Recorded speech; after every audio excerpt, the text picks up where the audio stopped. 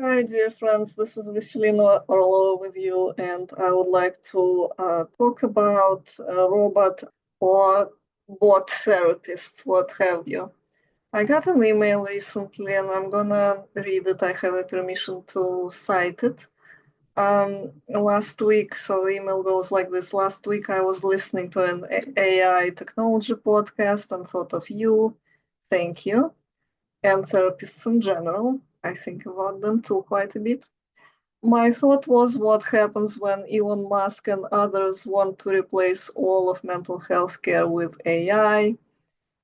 I don't think that's possible now, but my thought was how terrible would that be for the patient? My grandfather was a psychiatrist who specialized in college students and young adults, and I have spent many months, years in therapy, so I understand its positive effect. I think effects that can only happen between two humans. But innovators and business people don't understand that healthcare is as much about the medicine as it is about the human contact.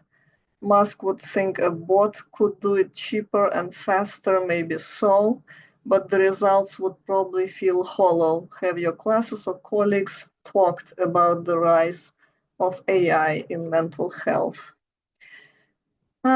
We've been discussing quite a bit of the AI lately with various people. I'm thinking therapists are probably less preoccupied with that than writers. I know writers do kind of think, and scholars do kind of think about AI and wonder how our writing is going to be different now that AI is everywhere, and writing AI in particular. Of course, there is some anxiety about the advent of AI, but there's a long history of chatbots working as therapists. There is a Lisa that was created in the 60s, a chatbot therapist, and I have talked to her a little bit. I would even share the screen with you. It was fascinating to me. Yeah, so I had a conversation with Elisa, and I talked to her several times. I talked to her, I kind of began several times the conversation with her and telling her that I would like to become a therapist, just like Elisa. And she was asking me how long I have been thinking about that. I said for about a year and a half or 2 years, and she was like, you are not sure how long did you think about that? And so I thought it was actually very funny and hilarious that she's kind of hitting back all the questions that you are asking her, this chatbot. And I think this is precisely what a good therapist is doing. They're taking the content of what the person said and kind of throwing that content back at them, either for more detail or for some sort of development of the story or the resolution.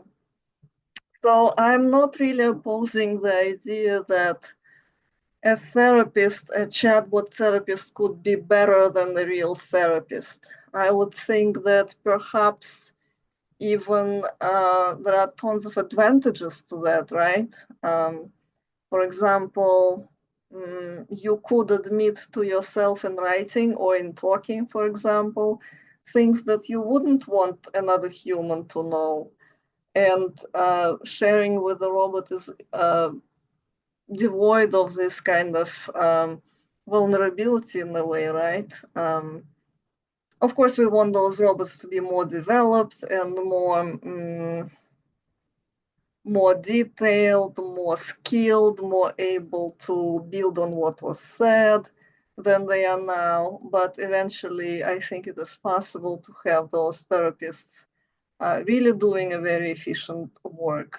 There is this AI engineer or a writer named Alex Furmansky, who created an AI out of Esther Perel's sessions. Esther Perel, as you probably know, is a very famous uh, therapist who is doing couple therapy, and he apparently scrapped her sessions that exist and in public domain because she's doing a little bit of podcast, and he says that he woke up the following day with the most clarity I've ever had about my relationship. So it does work, and it can work. These sessions can really work, and they can bring the relief that we are seeking with the work with the therapist. And I'm also thinking, when I thought about it, that in general, the whole idea of therapy, of somebody who is able to listen to you and who is being reimbursed for that, for their time, either by you or by insurance or by any combination of those, that's an idea that is unique in a way, right, to our society, where every relationship is basically transactional, and where we need that because nobody else is essentially listening to us, or the people who are listening, we can trust them. And I'm thinking that in an ideal world, the need for therapists perhaps would not be there at all, right? Because we as humans would be able to maintain the dialogue and be able to exchange and find that fulfillment in conversation that we are finding often by talking with therapists. And another thought that I'm having is that there is of course confidentiality to a therapeutic conversation. No part of it should leak anywhere.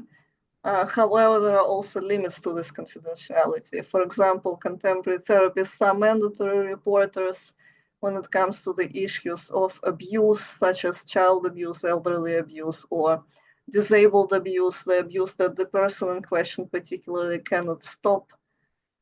We are mandated to report that. So I think that the chatbot therapists would also probably implement this kind of system when based on certain keywords that you are typing in or you are speaking in to the therapist, to the bot therapist, they would be mandated to report too. So this surveillance segment is probably not going anywhere.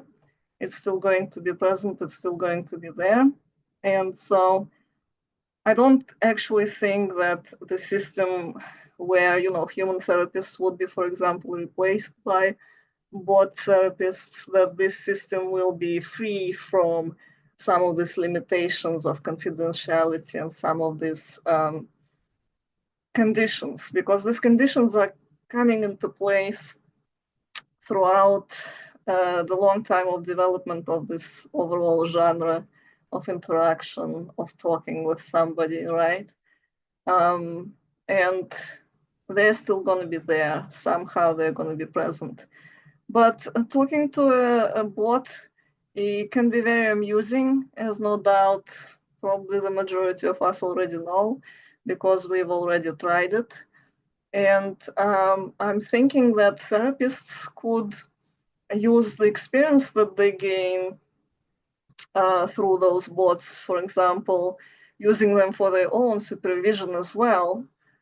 I think at some point, I guess the proficiency, the brilliance of intellect, it's defined by how many neuron connections you have, right? And how many connections you're able to make, what kind of associations you have, what kind of discipline of thought you have.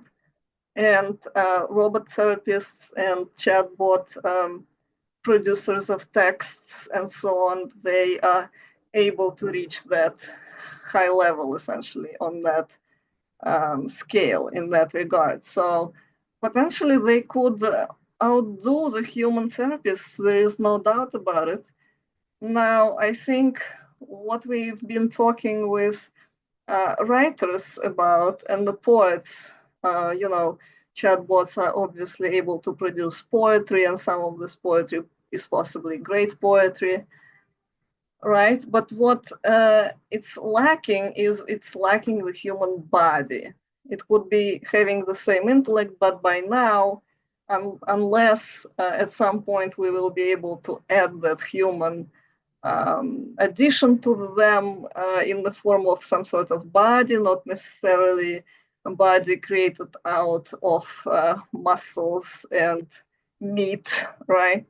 But as long as the body is not there, I think it's going to be not fully reproduced experience with the same type of communication that you can have with a human. And the reason for this is nonverbal language, the body language, the facial expression, the tone of voice, the movement of the body, the overall kind of presence. But I do think that there is nothing in particular that would preclude eventually the technology from development at the point where the experience the technology would provide would be even perhaps better than the human experience. So that's my thought about that.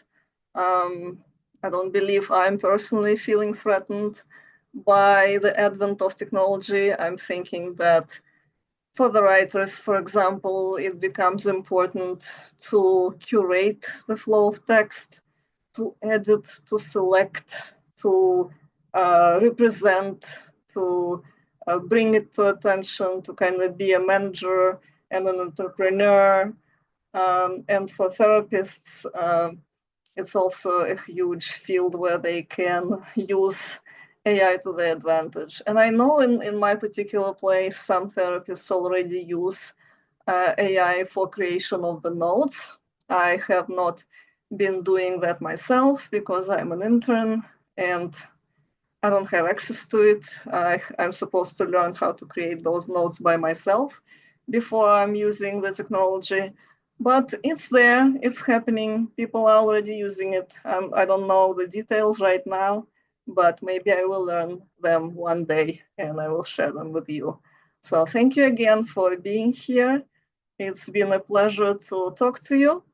I'm hoping you have a great rest of your day and a great week ahead of you. Bye-bye.